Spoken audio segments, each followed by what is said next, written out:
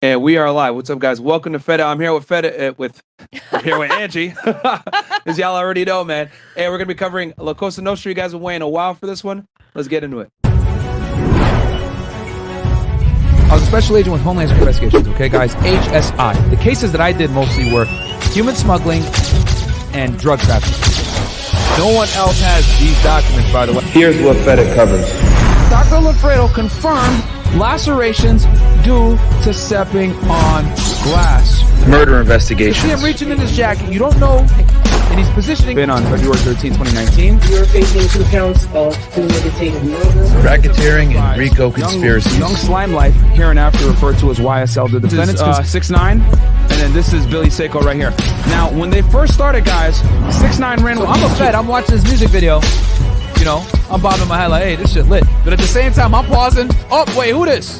Right? Oh, who's that in the back? Firearms and violent crime. AKA Pushaisi violated. You're ordered to stay away from the victim. Rapper Pushaisi arrested after shooting at King of Diamonds, Miami strip club, injured one person. This is the one that's gonna fuck him up because this gun is not traceable. Well, it happened at the gun range. Here's your boy 42 Doug right here on the left. Okay. Sex trafficking and sex crimes. They can effectively link him to paying an underage girl. I'm gonna lock my fifth amendment right. And the first bomb went off right here. Suspect 2 set down a backpack at the site of the second explosion. Inspired by Al Qaeda.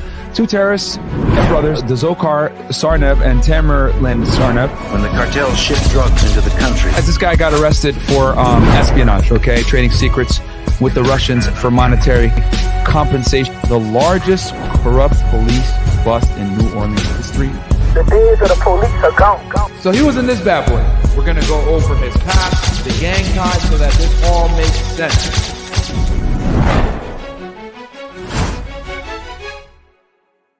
All right, we're back. What's up, guys? Welcome to Feta, man. I'm really excited to do this episode. Before I get into it real quick, Angie, introduce yourself to the people real fast. Yeah. Hey guys, it's me again. It's Angie, the Venezuelan that can speak English. We had left that out for a while now. Yeah. But yeah, we're back. We're finally covering the most requested, I will say, the most requested case. Yeah, they ask you the most. They spam you the most about this, right? Yes. A lot of people have been asking about the Italian mafia, so we're finally delivering it. This is gonna be a deep episode, guys, so you gotta pay attention to it because we're gonna be playing a lot of videos and we're gonna be explaining a lot of terms and shit. So yeah, I hope you guys stay tuned in the whole video. Okay. Cool. Yeah, guys. So quick announcements. As you guys know, I was sick all week, man. So we're finally back. Shout out to Angie. She helped me. She made me quite a bit of tea. Actually got some tea here. Yeah. So my voice doesn't sound as crappy. And no, guys, we were not smashed before the show. It's already out saying this. No, Goddamn we it. don't. She came right from work here. That's why we have to start the show a little bit later. But yeah, man, no fornication before the show, bro. Come on, man, we got to stay focused over here. Fornication. Fornication. Okay, so real quick, what we're going to be covering in today's episode, guys, we're going to be obviously covering the origins of the Sicilian mafia, then get into the Italian American mafia, and then we're going to go into the Castellammarese War, right? And Lucky Luciano, the formation of the 5 families, terms, definitions, and hierarchy. And yeah, after today's episode, you guys should have a very good awareness of how the Italian mafia originated back in Italy, and then came over to the United States and took over and made their money, etc. And then what we're going to do is we're going to switch over to the actual 5 families, which we're probably going to. I'm deciding whether I'm going to do it maybe 1 family a week or we do 2 families a week. And then we're going to cover how the FBI was able to dismantle the mafia. The mafia still exists to this day, guys, but obviously not to the same extent as they used to exist. But yeah, you know, their heyday was, you know, in the 30s all the way up until the 1980s when Rudy Giuliani, you know, took them down. So anything, Angie, you got before I hit these chats? Yeah. Well, sorry guys, we're a bit late because I was working. Apparently, there is a game tonight. I don't know, basketball game. So yeah, I work at a sports bar, so you know it's crazy. And also, I want to request you guys that ask you actually that you stop requesting cases here in the chat, because it's really difficult for me to keep track of all the cases. So if you please leave it in the comment section at the end of the video, or like meanwhile when you're watching the video, that'll be way easier for me to keep track of the cases that you drop. Because she reads the comments. Yes, because I read all the comments, and haters are not haters.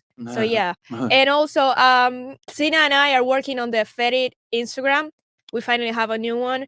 What is it called? It's Fedit what? It's Fedit, with 2 Ds. Dot 1811. That's gonna be. We're working on the username and everything. Myron has this idea of changing the name, but we're gonna work that out. So you can follow the Instagram. So we're gonna keep active there. Yeah, that's it. All right, I think that's about it right now. All right, so quick announcements, real fast, or I'll hit some of these chats. Joe Pro goes, "Hey Myron, can you look into the Delphi murders sometime? It was a huge deal here in Indiana for the last 5 years because they couldn't find the guy. They finally caught him, but the case is still going." Okay. Can you write that down, Angie? Yeah. Can't stick around because I have to be up early. Have a good night, guys. No worries, Nick. I appreciate the support, my friend. This episode will be up for you later with timestamps. Caden Hines goes, "Like the video, appreciate it." Andrew Mayhem goes, "A lot of people have been asking for the Triad Chinese Mafia, especially when Myron did a personal case on it, but Angie keeps forgetting to add it on the list." No, it's on the list. It's on the list, man. It's on the list. W Angie for taking care of Myron. Wink, wink. Of course, yeah, I would say that. Myron, when you decide to marry, can Angie be wife number 1? No, she's wife number 2, guys. You guys know this already. All right. I don't like that joke. Well, too bad. Anyway, all right, guys. So we're gonna get into it here. So the first thing we're gonna play is we're gonna play this video from Kings and Generals. Okay, shout out to them. This is a pretty good YouTube channel from a historical sense. And this covers the origins of the Sicilian Mafia. Okay, and I like this video. It's pretty damn accurate. I did some independent research as well to make sure. But yeah, this in a very nice cartoony way describes the origins of the Sicilian Mafia, so which obviously then leads into the American Mafia that you guys have come to learn and love now. So I'm going to go ahead and stop it at certain points to give some commentary between me and Angie. But yeah, without further ado, guys, let's get into the history of the Mafia.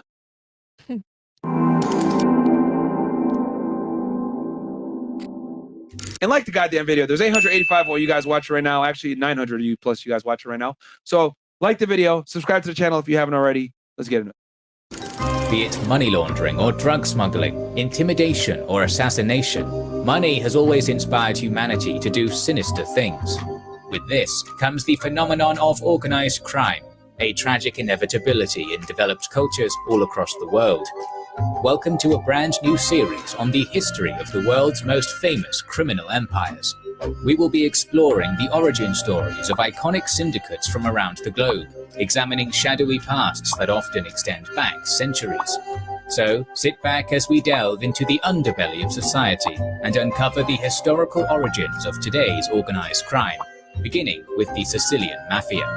Shout out to Blinkist for sponsoring this video.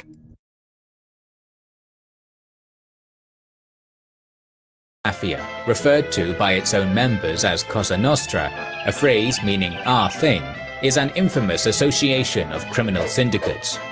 They are famous for their heavy-handed role in protection racketeering, alcohol and drug smuggling, and other organized illegal activities across Italy, the United States, and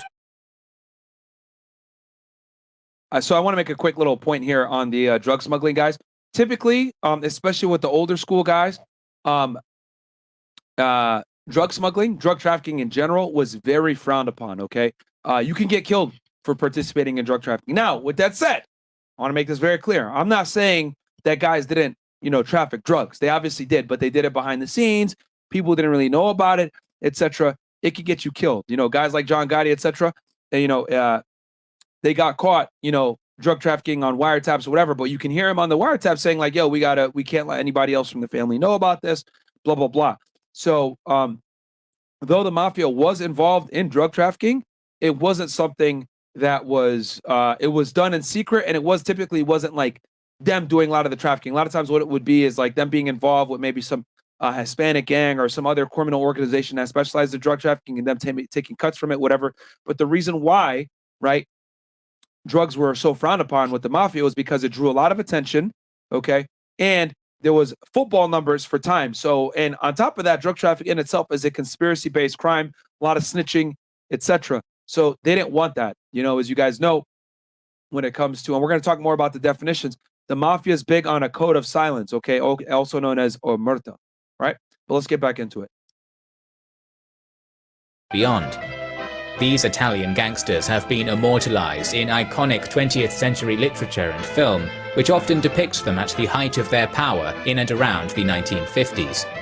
Yet rarely explored are the earliest origins of the Mafia, a history that goes back a century before the era depicted in the likes of The Godfather and Goodfellas. In 1972, Italian journalist Luigi Barzini had this to say about Italy's southernmost island. The reason why Sicily is ungovernable is that the inhabitants have long ago learned to distrust and neutralize all written laws, and to govern themselves in their own rough, homemade fashion, as if official institutions did not exist. This arrangement is highly unsatisfactory, because it cures no ills, promotes injustice and tyranny, leaves crimes unpunished, does not make use of the Sicilians' best qualities, and has kept the country stagnant and backward in almost every way. Guys, hold on. So this right here is probably like the like it hits the nail on the head when it comes to how the mafia operates in general. Okay, and this is how the mafia was kind of birthed from distrust or an unavailability of government intervention to provide protection and security. And you guys are going to see that here in a second. Since antiquity, Sicilian history has been defined by foreign rule. Greeks, Carthaginians, Romans, Byzantines, Arabs, Vikings, Normans, Germans, and Spaniards had all claimed dominion over the island over various periods. At the turn of the 19th century, Sicily had been the domain of the ancestrally French Bourbon kings, who ruled the island and much of southern mainland Italy. Most of Sicily's previous dynasties had practiced a form of feudal rulership, and the Bourbons were no exception. Under their rule, Sicilian land was exclusively in the hands of either the Catholic Church or feudal barons, who held vast estates and made up a tiny percentage of the population. However, by the year 1812, this had begun to change. Primogeniture, the law by which a noble's domain is passed down to his firstborn son, was abolished, and the barons of Sicily began gradually selling off parcels of their land to the peasantry. Soon, over 1/5 of Sicilian land was made up of these small holdings of private citizens. This slow shift from feudalism to capitalism was sped up exponentially in the year 1860, when the intrepid Italian general Giuseppe Garibaldi led a volunteer force of 1,000 men into Sicily, waging a bloody war of liberation that resulted in the island's annexation into the nascent Kingdom of Italy. Disdainful of the old world order, the Italian kingdom wished to form itself on the model of a modern nation-state.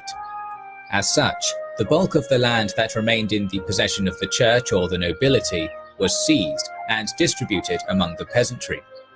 In Sicily, the number of landowners increased tenfold, from 2,000 to 20,000. Most of these new plots were small farms, grazing lands, lemon groves, or vineyards. This was a colossal societal shift. And as you guys could see, whenever opportunity presents itself like that and there's economic growth, there's always going to be criminals ready to exploit that growth. If you guys think about it nowadays, right, with the explosion of technology, right? Think about it. We went from like brick and mortar type crimes of robbing banks and selling drugs and, selling illicit material, even like, let's call it, child corn, if y'all know what I'm saying, right? It used to be hard in VHS, whatever, but now it's on the internet. Everything is digital now. So what's the fastest growing crime? It's fraud, right? Identity theft, etc. So anytime there's growth to some degree or human progress, there's always criminals there ready to exploit that progress. And you guys are going to see that here in a second with the explosions of lemons, vineyards, etc., how the mafia gets involved, even at this early stage. Prior to Italy's modernization, most barons with vast feudal landholdings had the resources and manpower to ensure their properties remained protected. The same was true for the immensely wealthy and influential Catholic clergy. However, this was not the case for peasant-owned small estates that now made up the bulk of Sicilian land. Many Sicilians would resist the imposition of Italian rule and Italian laws, and take arms in the form of populist uprisings that raged from 1860 all the way to 1876. The violent upheaval born of this fighting further destabilized the region, and the poverty caused by the war drove many desperate and starving peasants to steal from Sicily's many new landowners. Unlike the old feudal barons who bought their own protection, these small landowning citizens were dependent on federal soldiers and policemen to safeguard their property, neither of which were able to effectively monitor. Depending on the police back then for them to protect your property? Private plots in the face of widespread political unrest across the island. The situation was grim, for the Italian government had distributed land to tens of thousands of middle-class peasants, but left them helpless when it came to actually protecting it. To any man with a nose for business and a constitution for violence, late 19th century Sicily was a dreamland, ripe for exploitation, and that is exactly what happened. In lieu of any presence of law enforcement, the island's landowners were forced to turn to private thugs to protect their property. These loose gangs of hired gunmen soon realized they were the only real authority in the region and began taking advantage of the situation, turning against the very people they were meant to protect, forcing many local farmers into their clientele under threat of violence. Landowners no longer had a choice. And this, guys, right here is the birth of extortion, my friends, okay? Anytime you basically have a monopoly of violence on someone and you're telling them they need to pay you or else they have to deal with some kind of physical consequence, right? And a lot of times they say this with, oh, we're protecting you, air quotes, LOL. No, they're not protecting you. They're extorting you for money at the threat of violence, which you guys are going to see here throughout this broadcast. This becomes, honestly, the bread and butter of a lot of organized crime, the mafia especially. Choice in whether or not they would hire these contractors. Either they paid out a handsome sum for the protection of their estate, or they would suffer dire and violent consequences. Anton Bloch, an anthropologist who studied the gangs of Italy, defined the central characteristic of mafia as the private use of unlicensed violence as a means of control in the public arena. That is probably one of the best definitions ever. I would give him a Don DeMarco for that one. The private use of unlicensed violence as a means of control in the public arena. And from the 1860s onward, this phenomenon would be the principal method by which the Sicilian people were ruled. Due to the inherently clandestine nature of organized crime, the scope and influence of the various factions of Cosa Nostra are hard to quantify. Although it is safe to say that by 1865, they had accumulated vast sway in Sicily, controlling much of its farms and ranches, especially in the western regions surrounding Palermo. As a result of this, stories of their machinations during this era have been well recorded. The extent of the mafia's reach is first mentioned in a book published in 1864, plainly titled Public Safety in Sicily, and written by one Niccolo Teresi Colonna. However, the publication never used the word mafia specifically, instead referring to a sect of thieves that had ties across the whole island. Colonna was an Italian patriot and a staunch unionist, the kind of man who brought with him the law and order that criminals reviled. He had narrowly survived an assassination attempt a year earlier, when 5 armed hitmen had tried to gun him down with muskets while he travelled down a rural road outside Palermo by carriage. Luckily, his guards managed to fend off. That's how they used to shoot at you back in the day. That's how they used to slide on the ops. Hey, you go on in your carriage, and then they just shoot at you with muskets. The attackers with their pistols, causing them to flee. This brush with death had inspired Colonna to raise awareness about Sicily's ever-growing underground criminal lords. Colonna's book brought attention to many of the mafia's sinister powers. The sect of thieves that he wrote about was described to have no fear of policemen, who they could easily elude. They had no trepidation for the courts either, due to their ability to pressure any witnesses into silence. Colonna's testimony grows even more morbid, as he claimed that any civilian caught approaching a military policeman would be caught and executed. This was a practice done to enforce a disconnect between lawmen and the citizenry, born of fear, and instill a law known as humility, by which the Mafia coerced total devotion and respect out of the peasantry which they ruled over.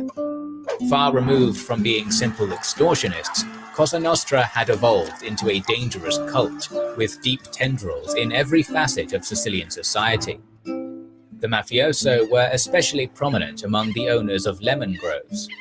Introduced by the Arabs in the 9th century, lemons had quickly become a valued Sicilian export, and by the 19th century was the island's most lucrative cash crop. For instance, by 1855, over 2.5 million crates of Sicilian citrus made it to New York alone annually. However, they were a fickle plant, with even slight changes in soil acidity being able to sabotage an entire field. This made them especially easy for the Mafia to threaten and doubly lucrative for them to own. A seminal example of this is the story of a man known as Dr. Gasperi Galati. In 1874, the former surgeon had inherited a 4-hectare lemon grove known as the Fondo Riella. The land was only a short stroll away from Palermo's city walls, putting it in the heart of Mafia territory.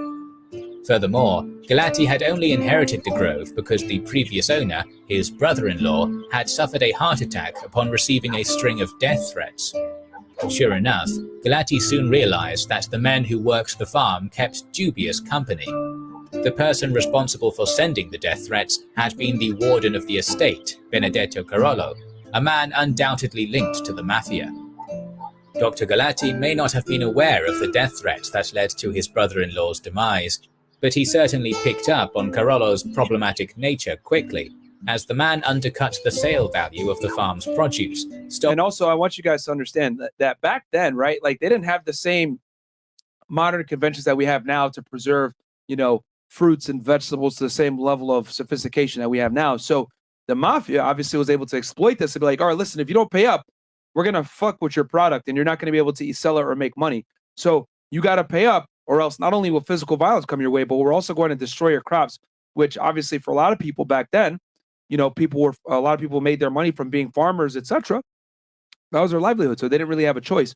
So, this just goes to show their ability to control and dominate people and be able to basically get their tentacles into your business. That whole "use work for me now," that comes from them basically coming in and taking over your business. Coal from the estate's steam pumps and lemons from the trees, all while strutting about like he owned the place. Dr. Galati was no fool. Realizing his farm was being sabotaged, he had Carollo fired. Naturally, this drew upon him the attention of malicious shadows. Many of Galati's close friends implored him to rehire Carollo, friends who previously had no vested interest in his business and had no doubt been pressured or bribed by Cosa Nostra. However, the doctor did not relent on his decision. He had forced the Mafia's hand, and on the 2nd of July, the man he had hired to replace Carollo was gunned down on a narrow rural street. Naturally, Galati's attempt to report this murder to the police turned out to be a pointless affair, for they had already been paid off to look the other way. The doctor soon received a string of letters with the heavy-handed promise that if he did not rehire Carollo, he and his family would face the same fate as the replacement warden they had shot dead. Eventually, the doctor abandoned the Fondo Riella and fled to Naples, leaving his property entirely in the Mafia's hands. The doctor wrote a written testimony of his misfortunes, giving us a key example of how the early Sicilian Mafia operated. A system in which mafioso strongmen operated from the shadows, forcing non-compliant landowners out of town by either planting saboteurs on their farms or with threats of violence. The Mafia faction that harried Galati was based in the village of Uditore, where out of a population of only 800, 23 souls had been gunned down in the year 1874 alone. No doubt. Wow. Out of 823 killed through violence. Remember, guys, this is before them extorting people, nowadays, what modern business is, gambling, loan sharking, all the crimes that we know the Mafia for, it started with extorting farmers. You know, Okay. And then it blossomed to something else. Go ahead. somebody said that this happens a lot in Venezuela, and that's true. My dad has a farm, and that happens a lot still, like to this day. Like people in Venezuela, we call them vacunas, but it's literally this. Like people will store or farm owners so they can keep like their production or the farm. And yeah, it happens a lot. It's crazy. Yeah, Venezuela is crazy, man. Very dangerous. All right. They were individuals who had defied the rule of the Mafia.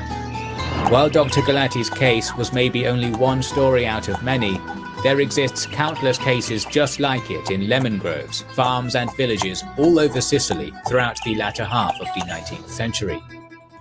The 1870s saw not just the steady increase of Mafia power, but also the development of many of their rituals which still survive to this day. In 1875, Palermo's chief of police reported on the initiation rites of Mafia, in which new members were made to prick their finger and smear blood over the image of a Christian saint, after which the bloodied image was then burned, binding the initiate to undying loyalty and symbolizing the death of all traitors to Cosa Nostra. Another sacred tenet that had... Now, guys, this ceremony right here is what guys do to become made guys, okay? And we're going to talk about that as well a little bit later on, but this is the process of becoming a made man, and we're going to define that as well, okay? But it's an ancient, well, not ancient, but extremely old ritual that's done for guys to become fully initiated into the Mafia. Okay, we're going to go into a little bit more detail of that later on. Cropped up in the decades prior was omerta. Originating from the Sicilian word umilta, meaning humility, omerta was a law that compelled all mafioso to never speak about their affiliations to anyone outside of their inner circle under threat of death. It was clear now that what had begun as a loose association of opportunistic brutes had evolved into something much deeper, born from the chaos of Sicily's upheaval. An entire society existing in the shadows, bound by blood. A society whose hooks sunk deep into the lives of countless men, women, and children. The 1880s saw Cosa Nostra power grow even further. Teresi Colonna, the man who had first brought public attention to the Mafia some 20 years earlier, was elected mayor of Palermo in 1881. Supposedly a staunch opponent of Sicily's criminal overlords, in reality, Colonna had been paid off by the very people who had tried to gun him down decades before. Oh boy. He was a straight arrow before, now he's corrupted. The allegations pointed to a crooked mayor of a crooked city, protecting mafioso from the law, even hiring a Mafia member as his chief of police. Colonna was just one of many. And this is something that you guys are going to notice, when it comes to Mafia cases in general. There's always some level of corruption, bribery, and payments to government officials to allow them to continue to, commit their criminal activity unhindered. Public servants whom the Mafia had ingratiated themselves with. The mob's ability to pull powerful politicians into their pocket became a key strategy of theirs in the years to come, and an essential source of their growth as an organization. So far was its reach that around this era, a Roman correspondent of the British daily, The Times, remarked that the gangsters were an intangible sect whose organization is as perfect as that of the Jesuits or the Freemasons, and whose secrets are more impenetrable. From here, we begin to enter the era known more broadly through popular film. Between the 1880s and 1930s, 1 million Sicilians emigrated to America, and naturally the mafioso went with them. The Prohibition era of the 1920s saw Mafia activity explode in the United States, as they made a fortune from smuggling bootleg liquor and later on, branching out into prostitution and drugs. While the Cosa Nostra of America operated independently from their cousins back home in Sicily, they shared the same rituals of shadow and blood. Mafia factions would continue to hold... Bam. All right. So that pretty much summarizes it right there, right? The origins of the Sicilian Mafia guys in Sicily, and then how they came over to the United States. You have some, Angie? Yeah. Do you know what? Well, in Wikipedia, it says that the word mafia comes from mafioso, which is like a mafia member, which is called like, Sicily. you know, like it's a what's it like mafioso? Mafioso. Yeah. In English, is this like swagger? Swagger, right? I don't know about that. Yeah, I think it's swagger. Anyways, Swagger. Okay. The word mafia comes from mafia, like mafia, because a Sicilian woman apparently got her daughter abused by an officer. Oh yeah, French guy. What? A French guy. Yeah, it was a French invader. Yeah. Yes. So you saw it in the video that I had heard about right. this. So she started like running through the streets, screaming like my daughter, which means mafia in Sicilian, but it will be like in Italian, I think it's mia figlia, something like that. So people started like seeing the word mafia as a resistance movement or something. Resistance like movement. Yeah. Okay. All right. So now we're gonna get into, guys, the Italian mafia here. So now that we know the origins, right? We've pretty much went over how they were formed, right? Through lawlessness. And they saw an opportunity where there was a bunch of economic growth through farming, agriculture, and they were able to stick their tentacles inside of that, extract the resources, and become very wealthy in the process. And if you don't pay up, you end up getting, fucked up. So I'll hit some of these chats real quick, and then we'll get into the history of the American mafia. Finally. We got here, 06 Byron goes, guys, stop saying me and Angie bang before the show. Y'all know it's always after. Where comes first. I appreciate that, Byron. Meme. Yeah, I know. Got to start extorting these OF304s for protection. Get your bag, kings. AC Slater, $3. I appreciate that. Jacob, $1. Thank you. Elevate Entertainment fed it my number one. Myron, you a top G. I appreciate that, my friend. Caden Hines goes, like the video. Cool. Brian Messina goes, do a GFK, do JFK. Yep, definitely the mafia was involved in his murder as well. Michael Meanstroke and Dem Boyz. You gonna say too much more than that, so we don't get canceled. Kareem Lewis goes, did you hear Hakimi is gonna be paid all alimony by his wife since she is worth more than him? He deserves to be on City Boys Hall of Fame. Yeah, bro, that's what we're talking about, baby. Who you got, Myron? Gervonta Davis or Ryan Garcia? I have no clue, my friend. Super sticker. I think he meant because you were sick. So what virus you got? Something like that. Oh, I don't know. If I live close to Delphi, if you need help getting the paperwork for that case, okay, we might take you up on that. Murders. And then Homeland Security Investigations. We've watched your streams, Myron. Keep it up. Thanks, bro. I appreciate that, man. Shout out to the government in the house. My old employer. No way, they just made that. Yeah. Oh man, you guys. Names, you bro. guys are very creative. Very creative, my friends. All right, let's get into the history of the American mafia, all right? Let's get into it. And shout out to Kings and Generals, man. I'm going to give these ninjas a subscribe and a like, okay? Subscribe, like their stuff. Show them some support, all right? Okay.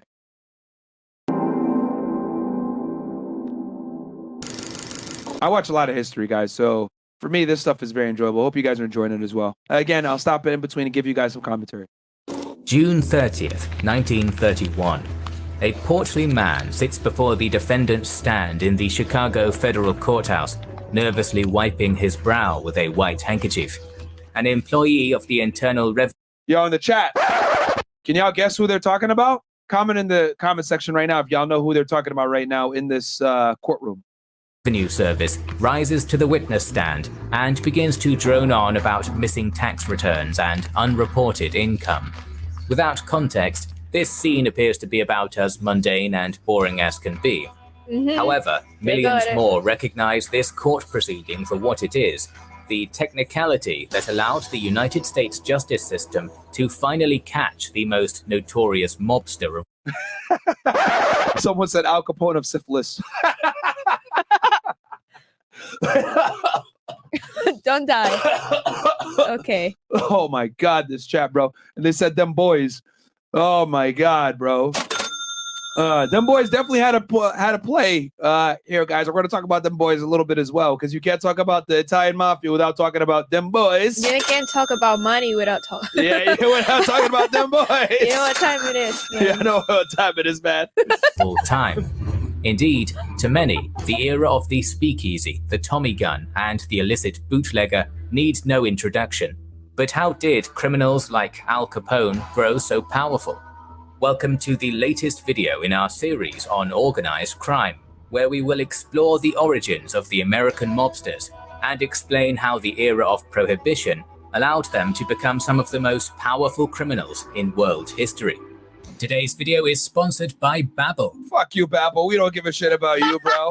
Fuck out of here. Forget about it. Migration to the United States.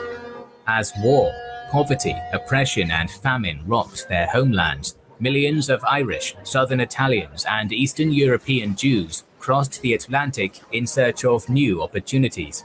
See, them boys came through as well, man. Y'all know what I'm saying. In 1892, the iconic Federal Processing Station on Ellis Island opened its doors, but as thousands of migrants passed through its crowded lines each day, they soon found that the United States was not quite the dreamland they hoped it to be. Nativist sentiment was strong amongst the upper crust of American society, and many movements sprung up as a result. These cultural conservatives claimed that the United States was founded upon the principles of an Anglo-Saxon Protestant society and had no place for the Jews or the Catholics. Consequently, sorry, just gotta laugh at that, guys. My bad. Let's keep going.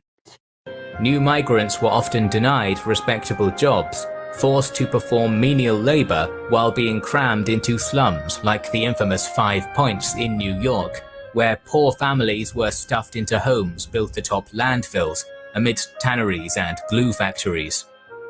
Most immigrants made the most of the hand dealt to them and worked hard to provide for their families. Others turned to more insidious means to make ends meet. The story of organized crime in America begins as early as the 1830s, with the rise of a handful of predominantly Irish gangs in the slums of New York. The most Now, if you guys notice, right, whether it's, because I talked about this with the Bloods and the Crips, now you guys are seeing it here with the Irish, with the Jews, with the Italians, etc., right? What's basically happening is when a group is oppressed to a degree, a lot of times what they do is they stick together and they form an alliance. And this alliance ends up being a gang a lot of the times. And what they do is they say, okay, if we're not going to be given these opportunities, we're going to take these opportunities.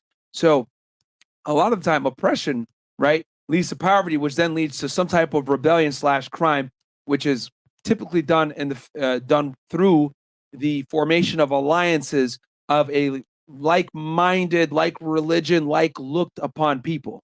Okay, so yeah, let's keep going. prominent of these gangs was known as the Dead Rabbits. Based out of the poverty-stricken 5 Point, they arose as a defiant movement against class oppression imposed on poor Irishmen. Consequently, their main rival, the Bowery Boys gang, was a xenophobic posse of Protestant American-born nativists, led by Bill the Butcher Poole. The gangs fought street battles with knives, hatchets, spiked clubs, brass knuckles, tomahawks, and muskets, and their conflict became an inspiration for Herbert Asbury's 1927 non-fiction book, The Gangs of New York, and its movie adaptation by Martin Scorsese. The most prominent leader of the Dead Rabbits was John Old Smoke Morrissey, a professional boxer who had made his fortune in prize fights, even becoming the champion of America in 1853. Morrissey soon took his violent lifestyle to the streets of 5 Points, having his most bitter rival Bill Poole gunned down in a Broadway saloon in a morbid statement against anti-Irish activism. In the following years, Morrissey became the king of New York's gambling scene, owning racetracks and clubs that attracted such prestigious guests as Mark Twain, John D. Rockefeller, and Ulysses S. Grant. Morrissey was soon so influential that with the help of the Democratic Party political organization known as Tammany Hall, he was elected into the United States Congress in 1867, where he Wow. What? always looked out for the Irish, using strong-arm tactics to accomplish his goals. The story of his life left a dubious legacy. felonious violence was a valid path to wealth for the disenfranchised immigrants. Throughout the 1880s and 1890s, new waves of Jewish and Italian migrants would arrive to carve a place for themselves in the streets of New York and beyond. Out of Manhattan's Lower East End. And again, guys, you see a trend here. At the time, the United States was growing through immigration, and there was many opportunities being given. The United States was starting to quickly become a powerhouse in the global realm. So what ends up happening is these immigrants come here and they see the opportunity. And what do? Well, obviously, some people put their nose to the ground and ended up working really hard and creating wealth naturally, right? Through hard work and perseverance. Others saw opportunity to exploit it and be criminals and make money through that regard. So like I said before, anytime there's economic explosion, there's always people ready to scan the system and make money nefariously. You had something, Angie? I said like I'll be the first one that you mentioned. A charismatic thug named Monk Eastman knit together an insidious order made up predominantly of young Jews from Brooklyn. His organization became known as the Eastman Gang, and he became a local kingpin in gambling, prostitution, opium dealing, and violent extortion. Eastman's main rival was Paolo Antonio Vaccarelli, better known by his Americanized name, Paul Kelly. Styling himself as a sophisticated gentleman, Kelly made a name as a dexterous flyweight boxer, riding the fame of his victories in the ring to open up several brothels and clubs. He eventually cobbled together the largest and most vicious Italian mob in New York. By 1901, Kelly and Eastman's cronies were locked in a bloody turf war in the Lower East Side. Consequently, the two gangs were also in the pocket of Tammany Hall, who used the violent mobsters to further their political goals in the New York State Legislature. Mamma mia! Through bribery, extortion, and voter fraud. In order to enforce a peace between the two, Tammany Hall organized a boxing match between Kelly and Eastman to determine the fate of their gang war. The two mob bosses beat each other bloody for 2 hours, but the match ended in a draw and the war resumed. Not all the gangs in New York were started by impoverished laborers. Some had deep ties to well-established secret societies, which had been formed in Italy decades earlier and carried over to the United States by its powerful criminals. Two of these groups were the Camorra and the infamous Cosa Nostra, whose rise to power in 19th century Sicily we have covered in a previous video. Meanwhile, Irish gangs held out against the Jewish and Italian advance. Morrissey's Dead Rabbit Society had long since been absorbed into the 5 Points gang, but many Irish factions that remained united to form the White Hand Gang, named in juxtaposition to the Italians, who practiced a form of extortionism known as Black Hand violence. It should be noted that not all these gangs were divided entirely on ethnic lines. For example, some Jews served under the 5 Points gang, while some Italians worked for the Eastmen. Plenty of Irish, alongside Poles, Slovaks, and other marginalized immigrant communities, were present in all gangs. And this is very true, guys, because even though at the time, which you guys, we're going to talk about this here in a little bit as well, there was frowned upon for mafia guys to work with, let's say, other organized criminal factions, such as like maybe the Jewish mafia, whatever, aka Dem Boyz, right? They still did so because they could make money together, and they were being oppressed regardless. So they're like, yo, let's just work together and make money. So this is very common for people of different groups to work together, even though sometimes it was frowned upon. And we're going to talk about that with Lucky Luciano, okay, and Mayor Lansky here in a little bit. But let's not get too ahead of ourselves. We'll keep going. At the turn of the century, the foundations had been laid for an era of lawlessness in the heart of the United States. But it would be 2 decades later that a certain constitutional amendment would pass, allowing the mobsters of America to explode in prominence and initiating an age of criminal kings who ruled by right of barley, hops, and rye. Now, guys, I want to make this very clear. Prohibition, okay, which basically was, I think it was the 18th Amendment, basically made alcohol illegal in the United States. the amount of opportunity this created for mafia dudes to make bootleg alcohol and sell was ridiculous. They made billions of dollars in today's, if you were to like use and account for inflation, whatever it may be in today's dollars, they made billions of dollars on the sale of fake alcohol and alcohol in general to people while it was banned. And it allowed them to take this money and invest it into other legitimate businesses and become very, very wealthy, where they had influence over politicians, law enforcement, and government officials. So prohibition is what allowed the mafia to have a meteoric rise in social status and financial power, because everyone just wanted a drink and they couldn't get it, and the only way to get it was through who? Organized crime. Dating back to the colonial era, America was a nation that loved its liquor. In lieu of access to clean water and unable to afford tea and coffee, the beverage of choice for the average Yankee was a nice cool tankard of beer. However, it was also a nation founded by Puritans, so its society had civil watchdogs who decried the effects of the alcohol, namely the rise of domestic abuse and substance addiction, and a dive in the physical and mental health of the average working man. In 1873, a group of disgruntled wives who had long suffered at the hands of their drunk husbands formed a society known as the Women's Crusade, whose prayers and songs against excessive drinking rang out throughout the nation. The anti-alcohol sentiment grew in the following decades, as temperance movements soon evolved into the total prohibition of any and all alcoholic beverages. Wives, this is why chicks deserve less, guys. Mamma mia! The leading organization in this was the Anti-Saloon League, whose relentless lobbying soon had turned most of the... Which, by the way, guys, book in stores, ninjas. Why women deserve less, okay? So if y'all don't want to get alcohol banned, again, make sure to get this goddamn book, all right? In stores right now, Amazon. I'll put the link below for y'all. You can go ahead and get on Audible, Kindle, hardcover, softcover. It's all out there, man. Okay, if you want to hear me yell at you on Audible, yes, I narrated it myself. Go check it out. Why Women Deserve Less, so that we don't end up with alcohol being banned. I want to say something. Right, I got all my people, my Hispanic people. Myron finally said yes, and I'll be translating the book. So, yeah. So yes, it's gonna be out there in Spanish, ninjas.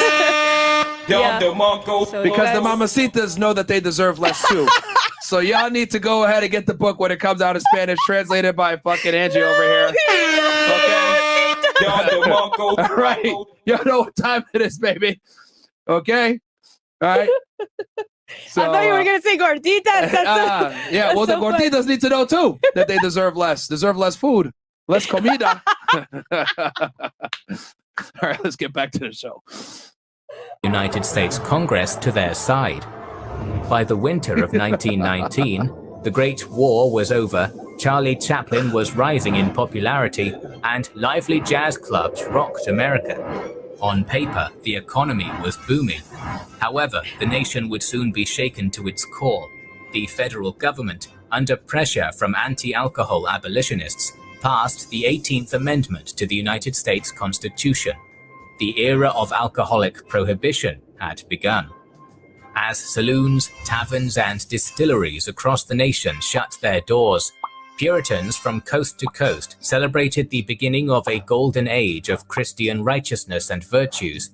In reality, by taking drink out of the hands of legal businessmen, they had thrown it into the clutches of the shadowy gangs that had been developing in the country for nearly a century. Bam. And guys, you got to understand that this was already like the perfect storm brewing. So you got an influx of immigrants coming from Italy, right? You got Dem Boyz coming in. You got people from all over Europe coming into the United States, right? And a lot of them are already involved in organized crime because they're being ostracized and they're being oppressed by the people that already run the country, right? So what are they doing? They're also already involved in criminal activity. So now you take away alcohol, which is something that everyone wants, right? And the only way that you can get it is through who? the very people that are being oppressed the most, because they're the ones willing to break the laws to supply the alcohol to the people that want to be able to get drunk, right? And this is a nation that was founded upon alcohol. People were drinking beer for centuries over here. So now it gives them what? That opportunity that I talked about to make a ridiculous amount of money. So it was the perfect storm brewing to allow the mafia to have a meteoric rise, which you guys are going to see right now. Throughout the 1920s, almost every major city became the home of some form of criminal organization that supplied its population with alcohol in defiance of the law. Before long, America was full of illicit establishments known as speakeasies, in which bootleg alcohol flowed freely. Al Capone is one of the most recognizable names in American history, and his repeated presence in this video should surprise no one. Born in Manhattan in 1899 to a pair of poor Italian immigrants, he dropped out of school at 14 to join Paul Kelly's 5 Points gang, working as a bouncer in one of their saloons. At 18, he was savagely attacked by a knife-wielding patron in a dispute over a woman. The assault left the young gangster with 3 grotesque serrations on the left side of his face, which would give birth to his infamous nickname, Scarface. In 1919, he moved to Chicago, where he found work under the mob boss Johnny Torrio. Torrio soon retired and handed his criminal empire to Capone, which the young gangster proved to be exceptionally capable at running. By 1927, the portly mob boss was the undisputed king of the Windy City, having made a fortune of hundreds of underground breweries, distilleries, speakeasies, racetracks, and brothels he controlled across the entire greater Chicago area. And guys, don't worry. I'm going to go ahead and cover in detail the different crime families. So we're going to cover the 5 families of New York. We're going to cover the Chicago outfit, okay, also known as the Chicago Mafia, also known as the outfit. We're going to cover the Traficantes down in Florida. We're going to cover the guys out in Vegas. We're going to cover all of it, man. So don't worry. Like I said before, the reason why I put off doing the Italian Mafia for so long is because I knew that it was going to take a while to cover all this because it's a lot of content. It's a lot of stuff. So what's more than likely going to happen, just so y'all know, by the way, as well, quick little announcement. We're going to this is the first episode of the Mafia that we're dropping today, right? Which gives you guys a history, and we're going to go over terms, etc. And then every subsequent episode from this point forward is going to be dropped on Thursdays, okay? We're going to pre-record it, drop it for y'all, and we're going to cover whether it's a family, the FBI taking them down, something. We're going to be doing it. I estimate that this is going to be somewhere between a 5 to 10 part series, depending on whether we consolidate some families together or whatever it may be. But don't worry, we're going to go over some of the bigger mobsters in detail when we cover the different families, right? So like when we do the Gambinos, for example, we're going to be covering John Gotti extensively. When we do the Chicago outfit, we're going to be covering Al Capone and the Valentine's Day Massacre. So we're going to cover the Philly mob. We're going to cover the Angelos up in Boston, you know, and John Connolly and Whitey Bulger and all that. So don't worry, I got y'all, baby. All right, which, by the way, for some of you guys, that if you want a sneak preview of that, I covered that to a pretty significant degree already when I did Whitey Bulger on Fedit as well. So if you guys want a little and you can't wait, go ahead and check out that episode of Whitey Bulger that I did before. Also, we got 1,700 of you guys watching the show right now. Do me a favor, like the video, subscribe to the channel, because y'all are not going to get a former Fed out here breaking down organized crime for you guys and giving you guys this level of detail and entertainment, of course, at the same time. And you're not going to get a cute Venezuelan girl that can't speak English anywhere else, all right? So yeah, you guys, like we got 1,700 people watching right now, so you better like the video, guys. You better like the video, because Angie needs a new pair of pants, yeah, because she got attacked by a tiger somewhere, all right? You guys better like the goddamn video. All right, let's keep going. His main rival was George Bugs Moran and his Irish Northsiders gang. Back east, a new generation of ambitious crime lords had emerged from the old gangs and divided New York amongst themselves. Arnold Rothstein's origin story was unlike most mobsters. Rothstein, Dem Boyz. Son of a businessman of high standing and the younger brother of a rabbi in training, the Jewish youth took a darker path than the rest of his family, delving into the world of gambling and blackmail. It was even alleged that he managed to fix the 1919 Baseball World Series between the Chicago Red Sox and Cincinnati Reds by bribing the Red Sox to throw the game. When Prohibition became law, Rothstein turned to illegal alcohol to make his fortune. By 1925, he was one of the most powerful crooks in the country, forging a criminal empire based out of Broadway and becoming the largest bootlegger in the nation. Charles Lucky Luciano was born in 1897 in Palermo, Sicily, as the son of a poor sulfur miner. The Lucky Luciano is critical to this entire formation, by the way, guys, here. So please pay attention at this point. We're going to cover Lucky Luciano a little bit more as well later. In 1906, his family emigrated to New York. As a teenager, Luciano fell in love with the 5 Points and came into the employ of a faction of the Cosa Nostra led by the ruthless Giuseppe Joe the Boss Messeria.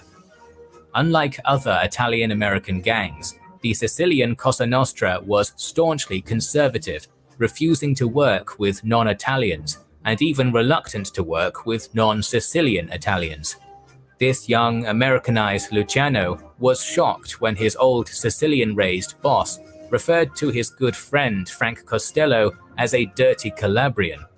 Calabria was right next to Sicily, and anyway. Yo, W racism against your own country. My man was racist to a whole other level.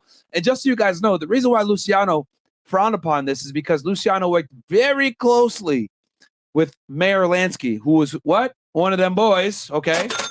And Mayor Lansky actually was responsible for helping get Luciano out of prison, right, as a part of a naval intelligence thing, okay, which them boys were involved in some things back in the day, which we're going to talk about that with Ryan Dawson as well. If you don't believe me, watch the documentary Numek, okay, on Rumble. You can't watch that shit on YouTube for obvious reasons.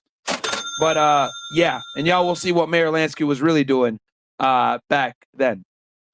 But yes, Lucky Luciano worked very closely with them boys. And his boss, Messeria, did not like that at the time, which is going to lead to a war, which we're going to talk about as well after this.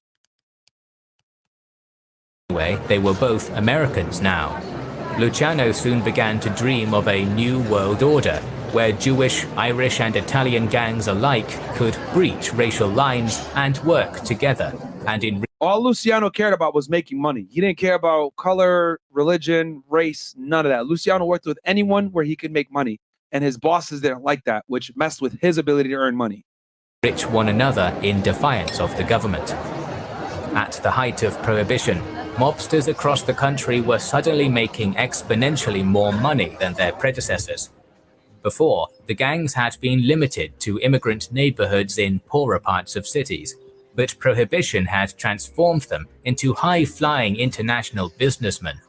It now became commonplace for every major crook to hire lawyers, accountants, real estate investors, and shipping contractors.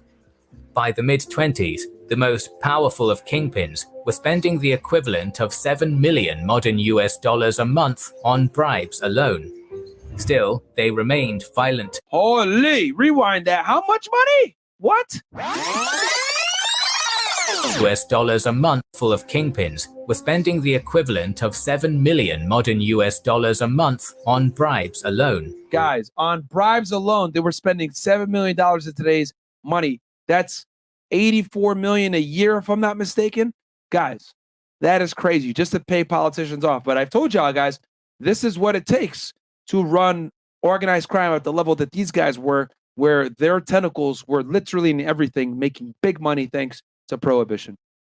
Still, they remained violent, merciless criminals, using brutal methods to maintain control over their territory. Before long, it became evident that those who lived by the Tommy gun would die by it. Even the most powerful of bosses were far from untouchable. In 1928, Rothstein was gunned down during a meeting at the luxurious Park Central Hotel over an unsettled gambling debt.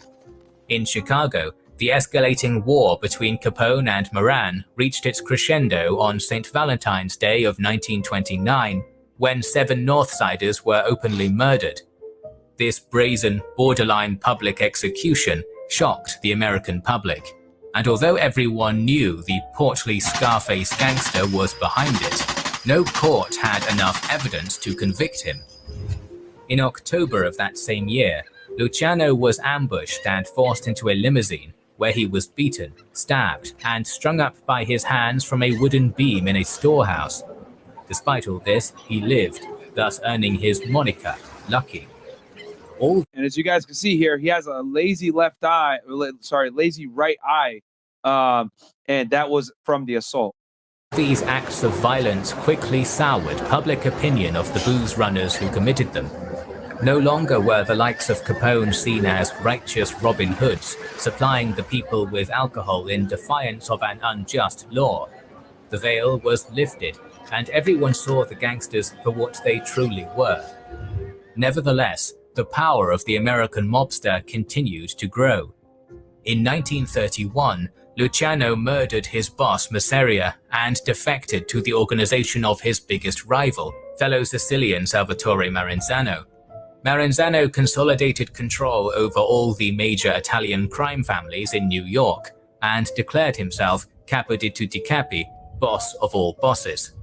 However, young Luciano was not content with second place, and that same year hired the brutal Irish hitman Vincent Mad Dog Cole to take out his new boss. With Maranzano out of the picture, Luciano became the most powerful mobster in the country, and finally ushered in his New World Order, spearheading the formation of the Commission, a unification of all of America's major Italian crime families. For his efforts, Luciano came to be known as the father of organized crime in the United States, creating a confederation of Italian-American gangs across New York, Boston, Chicago, and Philadelphia, while also promoting open cooperation with Jewish and, to a lesser extent, Irish outfits as well. Despite moving away from the political conservatism of the old Cosa Nostra, the new American Mafia Confederation created cultural unity by following a strict set of rules that originated in its Sicilian heartland. This included the adoption of Cosa Nostra initiation rituals, hierarchical structure, and the famous policy of omerta, the code of silence. In 1931, Al Capone was... All right, so guys, so that basically, and we'll talk more about Al Capone later on, but here's Lucky Luciano here, guys, okay? This guy is literally probably responsible. They call him the father of organized crime for a reason. So Charles Lucky Luciano, born Salvatore Luciano, November 24th, 1897, died January 26, 1962, was an Italian-born gangster who operated mainly in the United States. Luciano started his criminal career in the Five Points Gang and was instrumental in the development of the National Crime Syndicate. Luciano is considered the father of organized crime in the United States for the establishment of the Commission in 1931, after he abolished the boss of all bosses title held by Salvatore Maranzano following the Castellammarese War. He was also the first official boss of the modern Genovese crime family. I find it important to kind of define what's a commission. Oh, yes, we will. We will. Okay. In 1936, Luciano was tried and convicted for compulsory prostitution and running a prostitution racket after years of investigation by District Attorney Thomas E. Dewey. He was sentenced to 50 years of prison. But during World War II, an agreement was struck with the Department of the Navy through who? Dem Boyz, okay? AKA Mayor Lansky, to provide naval intelligence. Again, if you guys want to know more about that, watch the documentary New Mech. If you guys want to know about Dem Boyz and their involvement where Mayor Lansky, Luciano, and naval intelligence. In 1946, for his alleged wartime cooperation, a sentence was commuted to the condition that he be deported to Italy. Luciano died in Italy on January 26, 1962, and his body was permitted to be transported back to the United States for burial, okay? Which is crazy in itself, okay? So anyway, with that said as well, guys, I wanted to cover the Castellammarese War, okay? It was a bloody power struggle for the control of the Italian-American mafia that took place in New York City, New York from February 1930 until April 15, 1931 between the partisans of Joe the Boss Messeria and those of Salvatore Maranzano. The war was named after the Sicilian town of Castellammarese del Golfo, the birthplace of Maranzano. Maranzano's faction won and divided New York's crime families into the 5 families. Maranzano declared himself capo de tutti de capi, boss of all bosses. However, Maranzano was murdered in September 1931 on orders of Lucky Luciano, who established a power-sharing arrangement called the Commission, a group of mafia families of equal stature to avoid wars in the future. Now, you guys are probably wondering, what is the Commission? Well, the Commission, okay, is the governing body of the Italian-American Mafia, formed in 1931 by Charles Lucky Luciano following the Castellammarese War. The Commission replaced the title of Capo de Tu Capi, boss of all bosses, held by Salvatore Maranzano before his murder, with a ruling committee that consists of the bosses of the 5 families of the New York City, as well as the bosses of the Chicago outfit, and at various times the leaders of the smaller families such as Buffalo, Philadelphia, Detroit, and others. The purpose of the commission was to oversee all mafia activities in the United States and to serve to mediate conflicts among families. Throughout the history of the commission, the body has been involved in several incidents, including the Appalachian meeting in 1957, a plot to kill 7 members of the commission in 1963, and the Mafia Commission trial in 1985. As y'all know, this was run by your boy, Rudy Giuliani, okay? So now, to document this war a little bit more with you guys, where I got a documentary here, The Mafia and the Castellammarese War, because again, this war led to the formation of the commission and the 5 families, and put Lucky Luciano at the top of it all. And unlike Maranzano, right, Lucky Luciano, what he cared about, guys, was making money. So when he took over, he didn't say, I'm the boss of all bosses. He didn't say no dumb shit like that. He said, hey, I don't want nothing from none of y'all. You guys run your own families. Every 5 years, we meet together. We have a meeting. Make sure that we, mediate and don't, squash any beefs, deal with any issues. And we all make money. Luciano only cared about making money. He didn't care if he had to work with Dem Boyz. He didn't care if he had to work with Albanians. He didn't care if he had to work with blacks. He didn't care. As long as he could make money, that's what he cared about. He didn't want anyone interfering with that. So his thing was, I'm going to make the commission. It's a ruling body. We all work together. Let's get this money. Meanwhile, Maranzano and them, they wanted all power, which is what Luciano did not want, which is why he was involved in killing Messeria, Maranzano. He backstabbed them, but at the end of the day, it allowed everyone to make more money, which is what his bottom line was. All right, let's go ahead and play this war so you guys kind of get a better idea of it, because this war is what led to the formation of the modern day mafia as we know it. We're going to go over the terms and the hierarchies after, which was created through this war. In 1928, when peace could not be reached, the 2 factions put their hands to their guns and the shooting began. Between the years 1920... Remember, guys, the 2 factions are the Messeria side and the Maranzano side. 1928 to 1930, it was estimated by the New York police that the death toll in the Castellammarese War was greater than 50 men. Tired of the war and viewing it as unprofitable, Masseria's lieutenants, Charles Lucky Luciano, Frank Costello, Vito Genovese, and others conspired to have their boss, Messeria, killed. So they were originally on Messeria, okay? And also, guys, do me a favor, like the video. We got almost 1,800 you guys watch right now, but we only got 994 likes, man. Let's get up to at least 1,500.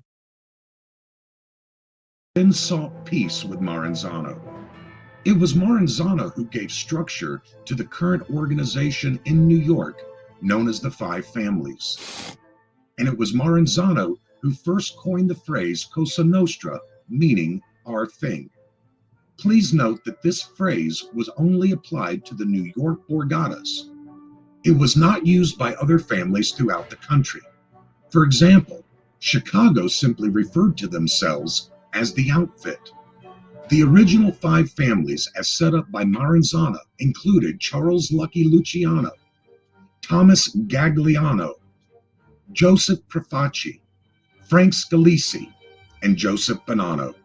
And this, my friends, was the beginning of the New York 5 families that you guys famously know now, okay, which ended up becoming the Lucchese's, the Gambinos, the Colombo, the Bonanno, etc.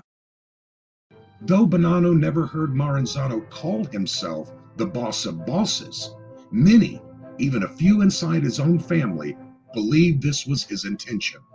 In their view, they had simply traded one tyrant for another.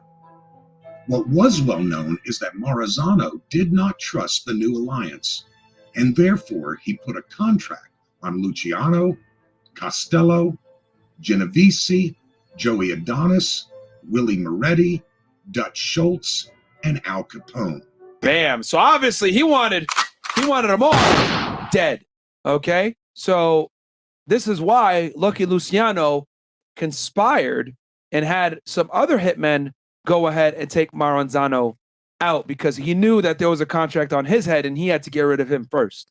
And that he had hired Vincent Mad Dog Cole to take them out. Ironically, the tip-off to Luciano came from a Maranzano man, Thomas Three Finger Brown Lucchese, who had secretly backed the plan of a new commission. A plan conceived not because Maranzano was acting ridiculous, saying, I'm the boss of all bosses and y'all need to all answer to me, blah, blah, blah. And they're like, bro, what the hell? Not in the mind of Charles Luciano, but in the brilliant foresight. And he also didn't like Dem Boyz. So obviously Luciano, who works very closely with Dem Boyz, wanted him gone. Of Johnny Torrio, one-time partner with Al Capone. With this information, Luciano struck first, hitting Maranzano. He arranged for Samuel Red Levine and 3 other gangsters. Levine, y'all know what time it is, man. Them boys are about to strike. Provided by Meyer Lansky. So Meyer Lansky provided the people, right, aka the boys, all right, to go ahead and take out the boss of all bosses, Maranzano. I do have a question though. Yeah, go ahead. How these guys didn't have? Well, I don't know if they did. That's my question. They have like a securities with them, like like. Oh, you're gonna see how they did it now. Watch. Okay. You're gonna see how Meyer Lansky and them boys did it. To go to Maranzano's office on September 10th, 1931, posing as accountants and taxmen. Translation: they went in pose as IRS agents, guys. That's how they were able to get in. So them boys walked in pretending to be, some IRS agents. Hey, you owe us some money. Next thing you know. Once inside his office on the 9th floor of the Helmsley building, they disarmed Maranzano's guards. The 4 men then shot and stabbed Salvatore Maranzano to death. As they fled down the stairs, they came face to face with Vincent Mad Dog Cole on his way up for a scheduled appointment that he had had with Maranzano. They warned him that there had been a raid, and he fled the scene. Bonanno, and more than likely Profaci, were not happy about this turn of events. Bonanno wrote in his book, Honor Thy Father, if told to fight, to vindicate Maranzano, the men in my family would have fought. But what good would it have done to fight Luciano? He had claimed self-defense in the killing of Maranzano. Bonanno had previously explained that Maranzano was behaving unusually after the death of Messeria. Now he, that is to say Luciano, mainly wanted to be left alone to run his enterprises. That's all he cared about, was making the money. Now here's the scene, by the way, guys, of them boys walking in. Hopefully I don't get hit with a copyright on this. Somebody in the chat said them kilos. Hopefully I don't get hit with a copyright for this, but it's only a minute 21. So let's see what happens. We'll take the risk, boys. We'll take the risk. Let's do it. All right. I'm going to stop it frequently so that we can go ahead and make some commentary, etc., so they don't hit us with it as much. All right, guys? Look at this. Yeah, I know they're going crazy right here. All right, let's do it, man. The boys coming in.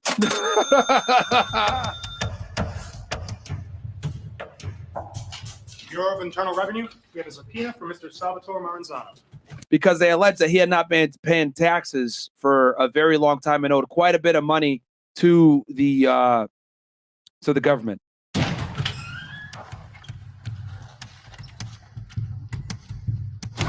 Bam, and they stab him.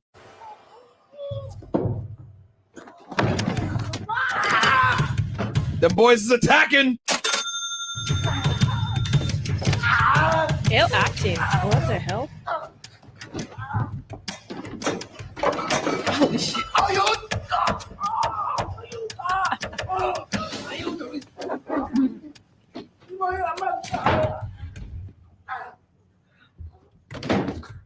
And remember, he doesn't like them boys. He didn't want anyone to do business with these guys, right? Like, because he thought, you know, everything should be Sicilian only. He didn't even like other Italians.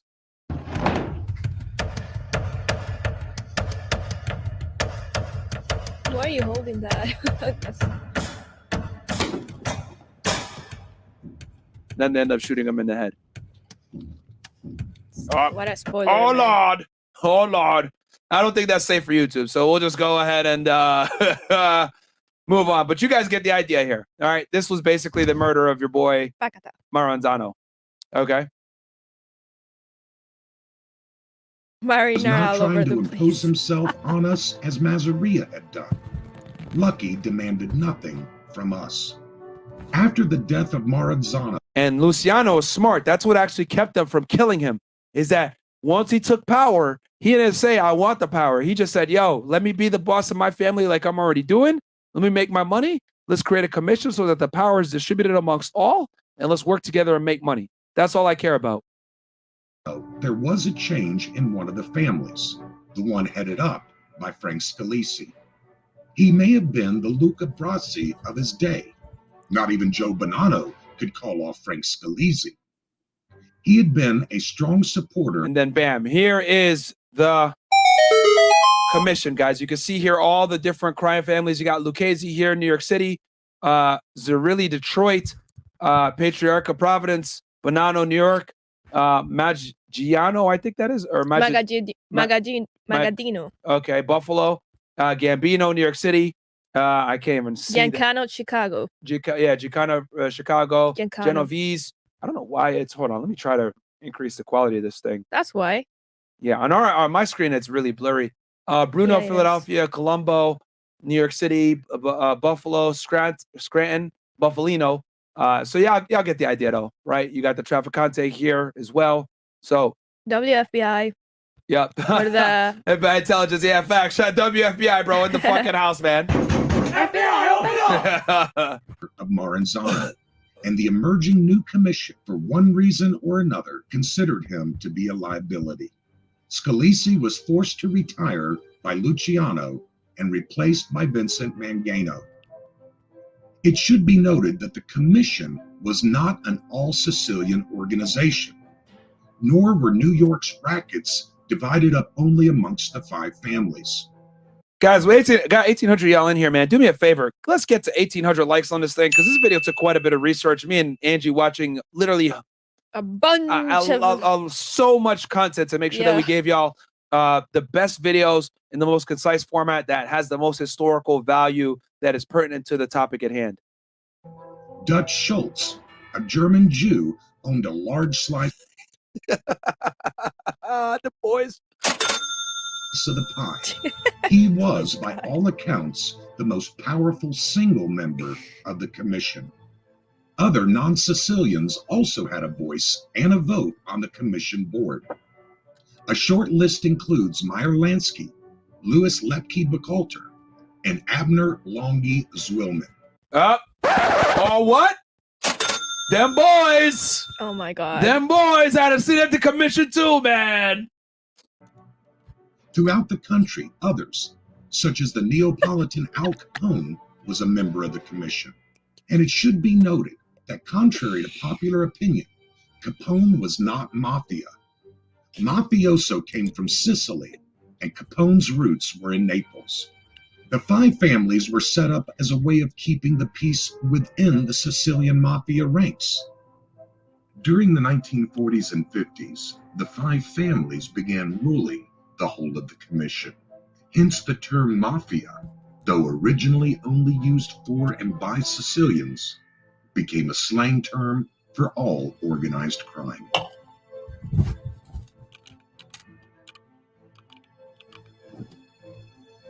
Bam. All right. So that covers the war and the formation, guys, okay, of the families. And this is kind of this board here real quick kind of illustrates the war, the Maranzano group and the Messeria group. Okay. I'm gonna drop a link for you guys so you can see like some of these charts. Yeah, like all the charts, so you can understand more like the family and everything. And like they have like all the charts about like the mafia, like general mafia, and also like the wars and everything. So I'm gonna drop it here so you guys can see it. Bam. And you can study more the Italian mafia if you're interested. Cool. Shout out to Angie for doing that. And yeah, so guys, so let's go ahead and I'm gonna show you guys now, okay, what the organization chart looks like. This actually comes from the FBI, okay? Directly from their website. As you guys know, the FBI was the main agency that did the La Cosa Nostra investigations. So let's go ahead real quick with the hierarchy so you guys understand. Yeah, this is the most accurate by far. Okay, and you got the 5 crime families, right? So New York's 5 families in New York City. And this was Lucky Luciano, the Castellammarese War, and Lucky Luciano basically led to the formation of the 5 families, which is the hierarchy chart that you guys see here now. Okay, so New York City, 5 major Italian American mafia families dominate organized crime activities: the Bonanno, the Colombo, Gambino, Genovese, and Lucchese crime families. While the mafia, also known as La Cosa Nostra, aka Our Thing, may no longer possess the robust national presence and influence it once had, it remains a significant threat in the extended New York metropolitan area, New England, Philadelphia, Chicago, and Detroit. And as you guys know, why did they, have that crazy rise of fame and power? Thanks to Prohibition. Okay, so the mafia organization chart is the boss or Don, the undisputed leader of the organization. Okay, and every family has a top guy. Under him is a guy called the consigliere. Okay, a counselor and advisor to the boss. The consigliere is a trusted friend and confidant, usually the number 3 man in the family. Okay, so he's like right across. And then the number two guy in the family is the underboss, a powerful second in command. The underboss could be a family member, such as a son who's being groomed to one day take over the family business. Okay, then you got the capos. Describes a member, a ranking made member of a family who leads a crew of soldiers. A capo is similar to a military captain who commands soldiers. So typically this is what you would call a street boss also, okay, capo. And then you got a soldier, also known as a made man. Soldiers are the lowest members of the crime family, but still command respect in the organization. To become made, soldiers are required to take an oath of silence called omerta.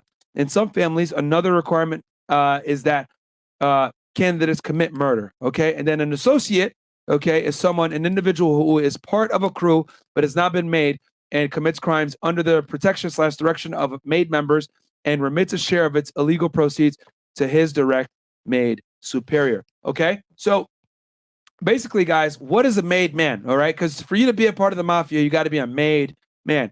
Okay, so made man, guys, is basically someone who is in the mafia officially. Okay, he's been basically blessed in through the ritual. Okay, and it's called opening the books and bringing in new members in, and they take the the oath of allegiance to the mafia, right, and the code of omerta to become a made guy. All right, and we're gonna go ahead and play this video, all right, from your boy Michael Franzese, who I like his YouTube channel a lot here. So go ahead and subscribe and like.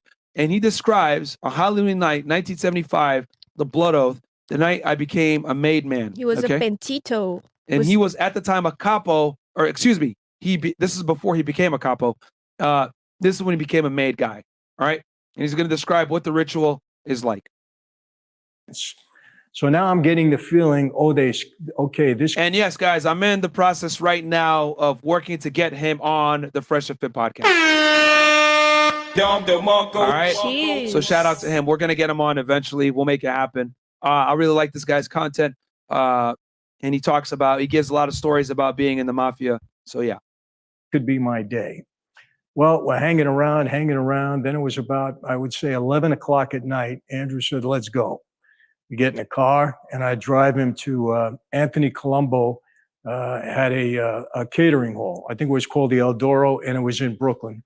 And he was a member of the Colombo crime family, guys. And he was probably one of the highest earners for the family ever. The guy was making millions of dollars a week. And we'll talk about Michael Franzese in detail when we cover the Colombo crime family. Drive to that catering hall, I kind of had a feeling this is it. And we get there, and there's about 5 other guys that were also recruits at that time. I knew each one of them. And we realized this was going to be our night. And so, again, that feeling of exhilaration kind of came over me. That special feeling that I got, you know, that I said, hey, this is it for me, something important in my life, life-changing experience. And we were kind of waiting outside in a room, and then we got called into the room one by one. The underboss, the consigliere, to his left and right, all the cop regimes were alongside of them. We had about 15 in our family at that point. And I walked down the aisle. I stood in front of the boss, held out my hand. He took a knife right here, cut my finger, just light cut, squeezed it. Some blood fell on the floor. He also pricked my finger with a pin just to make sure that, you know, it was going to bleed the right way. So I kind of got 2 little, you know, marks at that time. And then he took a saint. He told me to cut my hands, took a saint. It was a Catholic altar card, put it in my hands, and Andrew lit it aflame. It didn't hurt. It burned quickly. It was merely symbolic. And he looked at me and he said, tonight, Michael Franzese, you are born again into a new life, into La Cosa Nostra. Violate what you know about this life, betray your brothers, and you will die and burn in hell like the saint is burning in your hands.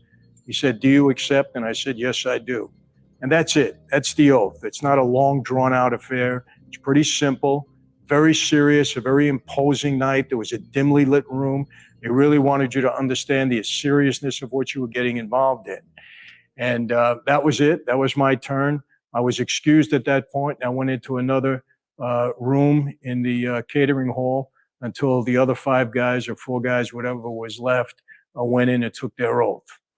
And when we were done, we went into another section of the catering hall, and there was a banquet let out for us, right? That's what all Italians do. No matter what the occasion is, we go in and eat.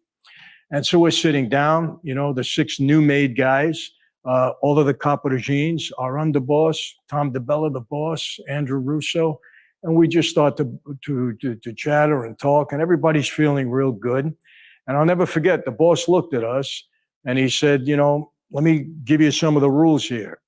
He said, any act of violence, any murder, I'm going to be straight out. He says, you don't get involved in anything unless it's approved by me. He told us how do we report again to our caporegimes. He said, we were new men now. Nobody can ever touch another made guy. He went through the whole thing. And he said, listen. You can't touch a made guy unless the family, the boss, basically gives a green light on a made guy. So it needs to go higher up for a made guy to be murdered. You know, I'll never forget what happened. A little guy by the name of Joe Vitaco, who was very close to my dad. And you can't kill a boss without going through the commission. And asked for permission. He was a soldier, but he asked for permission to be in that ceremony. Normally, it's only the caporegimes, the captains that are allowed, but he asked for special permission because he knew me since I was a kid. And it was real special to him that I was becoming a made guy.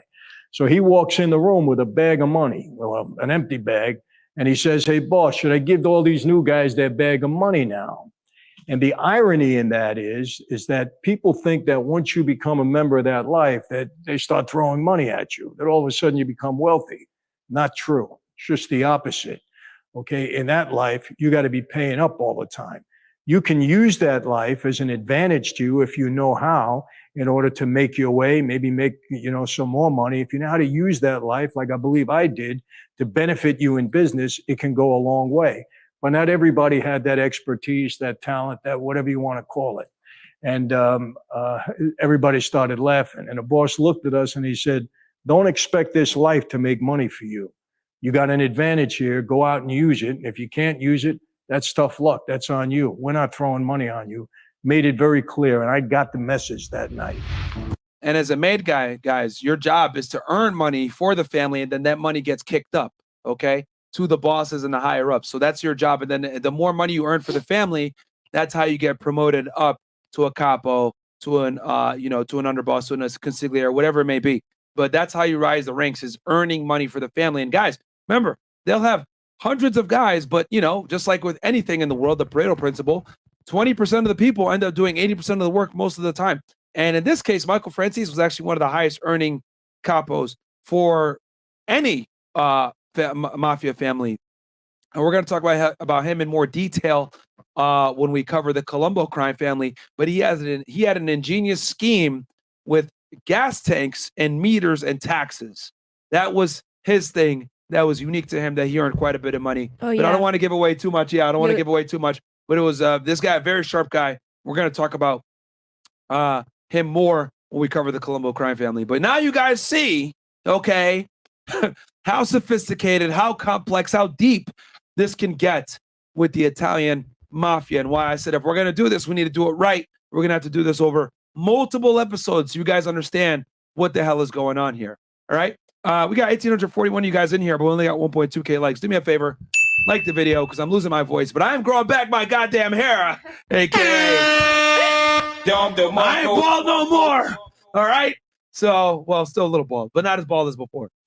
We hit some of these chats. Remotely Culturated goes, fun fact: most of the drugs that the New York mob had was actually from the Detroit mob. Okay, Michael Meestroke, $1, appreciate that. Jory Choi, $2, appreciate that. Shout out Myron, Adam Russell, $5. Umo Nation goes, Myron Habibi, can you please do one on Gin Kid? It would be beautiful. A lot of red pill talking points. I've never heard of Gin Kid. K&G, great YouTube channel. Their Ukraine war vids, A++. Okay. Christopher Kelly, great job, Myron. Love Mafia content. Got you. There's many more to come. Problematic immigrants. It's time to build a wall. From your boy Donald, aka Trump. We got here Crease 17 goes, W to Myron and Angie. I always got something interesting to listen to while I work to my two jobs. My child goes with the baby mama, and I get that money and learn some crazy shit. Hey, that's what it's about, my friend. I approved the sound effect, Byron. LMAO, give me my cut. Hey, Mario, I ain't giving you nothing. All right.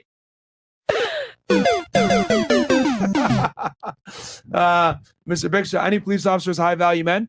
Or yeah, if you earn quite a bit of money and you got respect in your career field and you're a top tier officer, then yeah, could be. Myron, when's the Ryan Dawson interview? Coming soon. I just need to plan a date of when we're going to do it and how we're going to do it and what topic we're going to cover. Because I know he already done a 9/11 thing with Sneeko. And we're talking about doing the Iraqi war, but I just got to figure that out and iron it out with him. But we definitely are, because he has quite a bit of information on Dem Boyz, if you know what I'm saying. But that definitely ain't going to be on YouTube. Mike Ward, $20, appreciate that. Steady T Mac goes, could you break down Kanika Jenkins' case? Girl found dead in freezer after partying with friends in Crown Plaza Hotel. Was ruled a suicide. You have freezer only locked from the outside. Friends lied too. Okay.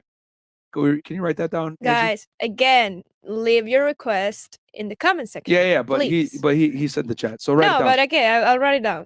It's okay. But yeah, leave in the comments. Leave cases in the comment section too. But we'll write that one down. We got you. So I saw this in a chat. I was actually interested, but can you cover the case of Joko Furuto? Love the concept, brother. Keep it the good work. That's the video that we saw, remember? Which one? I think it was the Japanese girl that got raped by 100 people plus. Oh, okay. Crazy. Oh my God, that one was terrible. That was horrible. That one was really bad. Smash the like button, ninjas. Okay. AC Slater put a hit on that like button, boys. Got you. Toxically masculine. When you say them boys, what is a reference to? Dudes with mad moolah? I guess you'll have to figure that one out, my friend. Black Wolf Inc., welcome as a member. Michael Meestroke, $1 again. Fresh as dog. These names sounding like Olive Garden secret menu. Yeah, like guys, what the hell, bro? Like seriously, no. We've watched like a lot of videos on Italian mafia and stuff, and I'll be like, Myron, I can't watch anymore because these names got me so confused.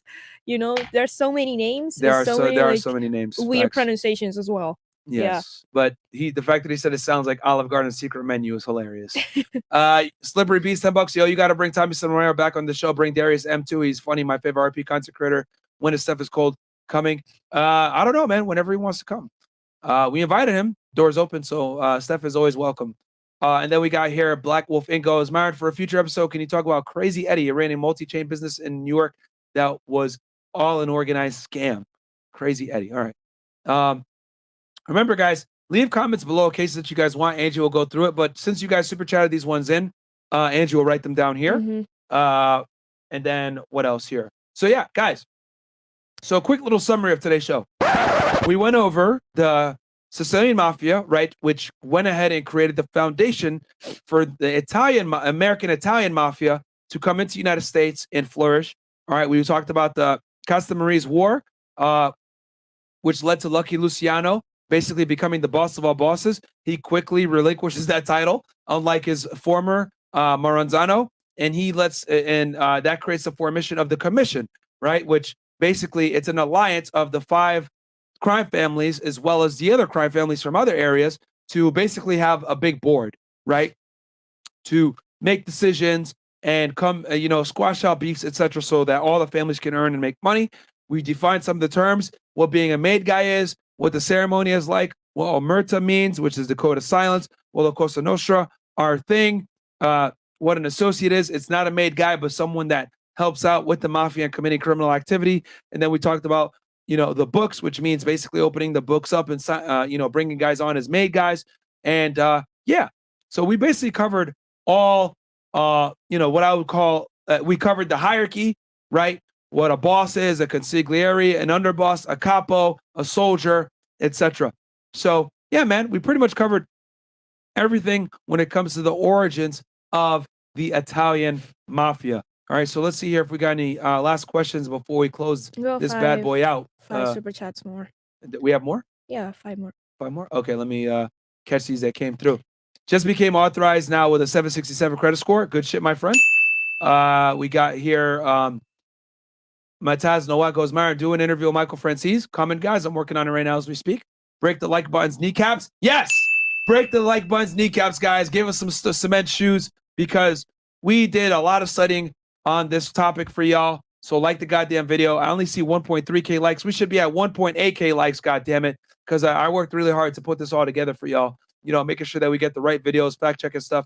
Jorge Diaz goes, Mayer, I'm a professional translator. I'd love to translate your book if you don't have someone doing it already. Don't worry, Angie's on it. She's going to be translating it. But if you speak another language, let me know. Should we maybe in Italian? When do you drop episodes on Spotify? I drop episodes on Spotify all the time. Mo handles Fed on Spotify, guys, which is Fed 1811 on Spotify. Shit, sorry. And then we keep clicking on it at the same time. SEO goes, salute to Myron and Angie. I've been watching Trap Law Ross vid on King Von. Was he a serial killer? Yes, according to FBI definition. And I think Trap Law Ross does make a strong case for King Von being a serial killer. I think he does make a strong case for it. Shout out to Trap Law Ross. That was a fantastic documentary he did. Should I go with a 700 plus credit score, credit card, or Discover It SEC? If you got a 700 plus credit score, then should I go with this? Yeah, you could go ahead and get a good credit card. You don't need a secured credit card. Do a Fed with the Albanian mob next. We will do. I'll do. I still got to cover the Russian mob and the triads, bro.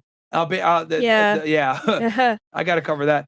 Do a video with the modern day mafia. At the end, we'll cover that modern day mafia. But first, we got to cover all the families historically. Yeah. That'll be it. Yeah, guys. We'll be dropping the mafia episodes on Thursday, right? Yes. From now on, so we won't be like caught up with the copyright and shit because we will be watching these documentaries and like quite strong for YouTube.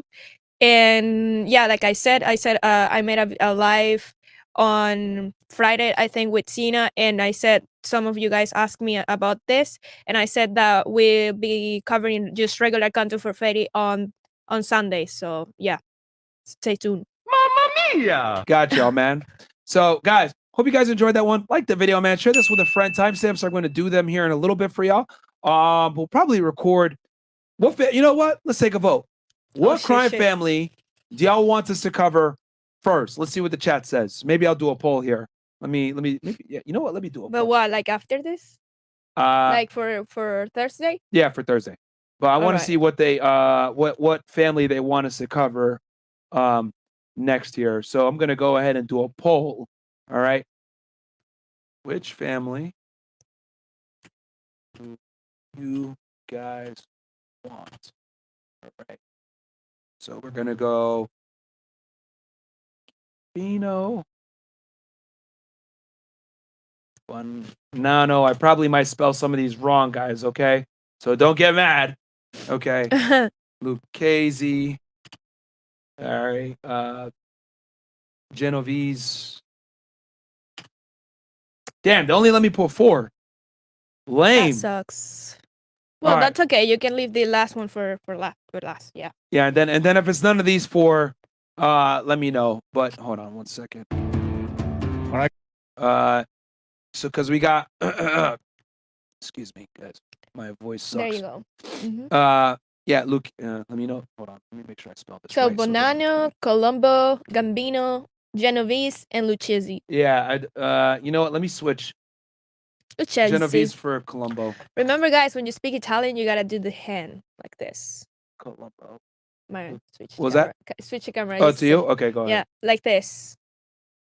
I know this is a stereotype, but you know we don't give a fuck about stereotypes in this channel. So yeah, when you speak Italian, you gotta do this. Oh, you gotta do that? All the time. That's Italian. Now we're gonna get whacked. Good job, Angie. Now they're coming at us. Come on. Okay. You were saying worse stuff. This is true. Okay, guys, so go ahead. I got the poll up. Which family do you guys want for the next episode of Fed It? It's up to y'all to pick. Let's see. Or if you guys want the Genovese, comment Genovese below. Bro said Gaines family. Oh, wow. They're literally, okay. It looks like Gambino is in the lead with 58%. Damn. Y'all want John Gotti, don't y'all? That's why. I think that's why they want the Gambinos. They want John Gotti. Let's see. We'll give it a minute while you guys do that. While we go ahead and wait for you guys to go ahead and vote, because, you know, we're obviously a commission over here on our own. Like the video. Let's get up to 1,700 likes, 1,800 likes. Guys, again, the Fed It Instagram, so I won't forget. Oh, yeah. I'll be repeating this in the video. It's Fedit.1811. Yes, at fedit.1811. So you guys can leave requests there. I won't be giving my Instagram anymore. Don't hit me on my Instagram, please, because you guys are weird. So please, like, just leave your requests on the Fedit Instagram. It will be like the official Fedit Instagram from now on. It's at fedit.1811. So yeah. And Angie runs that, so y'all can go ahead and, you know. No. I know what you're gonna say. Joe. Send that dick pic. Yeah, no, don't. Anyway, so let's see here. Yeah, Angie, they want Gambino, 64%, because your boy John Gotti. So, all right, cool. I think it's settled that we are going to cover the Gambino crime family on the next episode of Fed It that will drop on Thursday for the Mafia episodes. But cool, Angie. What do you got to say to people before I close this thing out? Just that, like, just follow the Instagram. We got 2 more super chat if you want to read them. 2 more? Yeah. Oh, okay. We got here Nacho Singos. Great work, Myron and Angie. I recently wrote a novel regarding the Mafia in the late 60s and 70s in NYC. That's Your cool. information is on point, as always, brothers. I appreciate that, bro. That means a lot. That historian likes it. Hey, Myron and Angie, glad to see you guys again. Looking forward to the Mafioso series. Careful not to get whacked on the subject. Well, we probably are, thanks to Angie's racist comment about, you know, you gotta talk like it is. No, we won't. Hey, Mamma Mia, we gonna die. Mamma Mia. So okay, hope you guys enjoyed that episode of Fed It, man. I think so. Yeah, Thursday we're gonna do the Gambinos, and then Sunday we'll cover a regular topic. We might cover that bank shooter, maybe. Right. The Luciano. No. The one, the shooting at the bank. Remember? Oh, right. Remember that we were watching right. whatever? Yeah. Maybe we'll cover that one for y'all next Sunday. So Sunday will be regular Fed episodes. Thursday is going to be Mafia. Oh, shit. Macado. Hey, Macado, thank you so much, bro, for the $100 super chat. That means a lot. Like I said, guys, this channel isn't necessarily about making money. It's about giving y'all entertainment, education. Helps me live my old life of, you know, being working for the government. Myron, Albo East goes, Myron, what do you think about what's going on in Sudan right now? It's crazy, bro. It's wild. The 2 armed factions fighting right now. There's basically like a little like a civil war almost going on over there. So yeah, it's wild, man. It always sucks, but you know, this is not new for Sudan. This has been, you know, if you guys remember, Sudan used to be one country, and then there was a civil war there and it's split into North and South Sudan. Sudan used to be the biggest country in Africa, but now it's not because of that war. So, you know, it's a war-torn country. It's kind of how it is, unfortunately. But yeah, guys, like the video, subscribe to the channel. I'll catch you guys on the next episode of Fed. I hope you guys enjoyed that one, man. Very informative. Timestamps will be in very soon. Love y'all. Peace. Oh, wrong one. My bad. I was a special agent with Homeland Security Investigations, okay, guys? HSI. The cases that I did mostly were human smuggling and drug trafficking. No one else has these documents, by the way. Here's what FedEx covers. Dr. Lafredo confirmed